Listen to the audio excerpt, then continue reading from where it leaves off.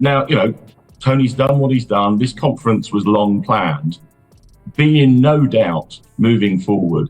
Man, this is a weird position. We have to back Tony Blair, but I do. No, he's backing us, right? I think. Yeah. Tony Blair has taken this week to burst onto the stage and to talk about what are effectively globalist vision. If this stuff had worked, he would have been carrying on being gung-ho about it. Tony Blair might be evil in certain ways, but he's a smart guy and he understands the writing on the wall. Tony Blair just detonated a political bomb that has left Westminster gasping. Moments after Nigel Farage's shocking and historic victory shook the very foundations of British politics, the former Prime Minister stepped forward and broke his long-held silence. In a stunning televised statement, Blair directly challenged Labour leader Keir Starmer's direction, strategy, and leadership credibility, marking one of the most public intra-party rebukes in modern UK political history. We need to sort our own house out before we start talking about putting money in the pockets of the Tony Blair Foundation. Tony Blair has made the point that I just made. He said, look, people are not going to put up with this. They're going to say, why are we spending all this money? Why? But also legal migration, but also should recognise that the inheritance of this Labour government led by Keir Starmer. His words weren't just sharp, they were seismic. This is a political earthquake in real time. Don't forget to like and subscribe for more breaking coverage on the fallout shaking Britain's leadership. Farage's victory was the spark, but Blair brought the explosion. The priority for planning reform and the use of technology. This conference had been planned, as Andrew said, months and months in advance. And what we're mainly saying is, why are we having to pay the highest energy prices in the world, 5 times higher than America? None of it takes away from the way that this Labour government, led by Keir Starmer, has frankly hit the ground running. As results poured in showing Reform UK making gains that hadn't been seen since the days of Brexit fury, Blair's office announced he would make a rare public statement. By the time he appeared before the cameras, calm, composed, but steely-eyed, the nation was already on edge. What came next wasn't analysis, it was indictment. In a moment like this, Blair began, we must ask, what has Labour become under Starmer? Have we inspired the country, or merely managed it? That single line sent shockwaves across social media, parliament halls, and party headquarters. But he didn't stop there. When we only produce less than 1% of the world's pollution, of the world's carbon emissions. So, reaching out to all parts of the United Kingdom to try and restore the union, tackling immigration. What social scientists would call the Overton window. This is the kind of area of accepted discourse, trying to push it in a certain direction.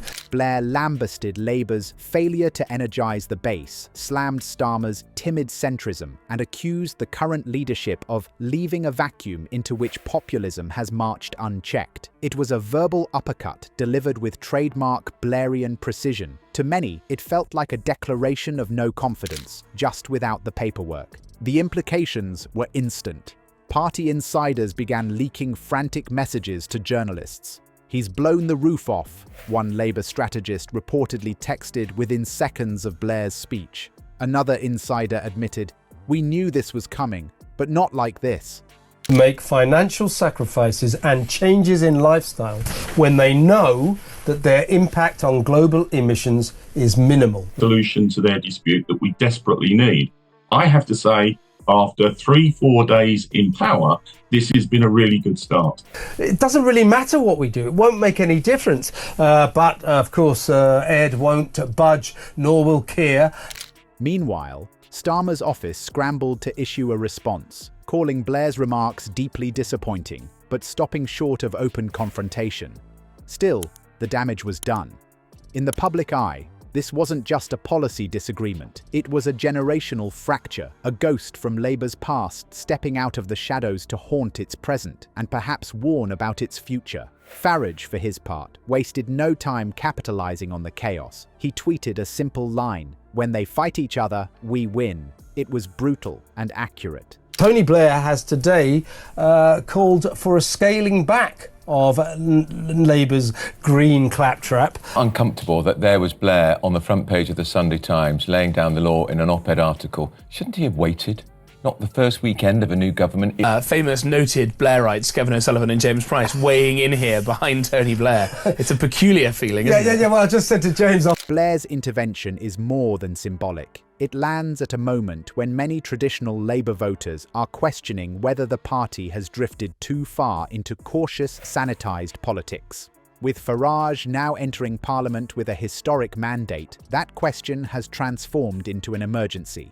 What makes Blair's move even more staggering is the timing. Most party veterans would wait, temper, and deliver critiques behind closed doors. Blair chose the loudest possible moment, the widest possible stage, and the sharpest possible words. He wanted to be heard, not just by the Labour elite, but by the entire country. Now, pressure is mounting on Starmer from all directions. To give Keir Starmer the ability to sack Ed Miliband in a big cabinet reshuffle that comes. This is what former Prime Minister Sardoni said. That this conference was being held this week. Now, you heard me say earlier, of course this was booked months in advance, but the big article telling him what to do on immigration. That this government cannot survive if, as you say, we keep having 5 times the expensive energy that America has got. Yeah. The media is dissecting every syllable of Blair's speech. Commentators are split. Some praise Blair for speaking uncomfortable truths, while others accuse him of undermining a party on the brink of power. But no one is ignoring him. Within hours of the broadcast, major outlets began asking if Starmer's leadership is secure. Backbench murmurs have begun. Local Labour chapters are reportedly fielding angry calls from voters demanding a new tone or even new leadership. The Tories, though reeling from Farage's rise themselves, see an opportunity. Their MPs quickly seized on Blair's speech to argue that even Labour doesn't believe in Starmer. It's a rare political gift amid their own losses, and they're not letting it go to waste. As for Blair, he's retreated, refusing follow-up interviews or clarifications. Some see this as tactical brilliance, a surgical strike followed by strategic silence. Others accuse him of destabilizing the party for personal ego. Either way, his words now echo across a political battlefield that looks radically different than it did just 24 hours ago. And then the conference today, it does create an impression, which I suspect Blair doesn't mind, that he's very much back in vogue. Farage that we've had recently, that will happen again this winter, by the way, it will keep getting worse and worse for us. I suspect what Tony Blair is doing here... Tony should recognise, one, that this Labour government is committed to cutting immigration. But this wasn't just a speech, it was a warning shot, a reckoning, and possibly the beginning of the most unpredictable chapter in Labour's modern history. Farage's win shook the political chessboard. Blair's response knocked over half the pieces.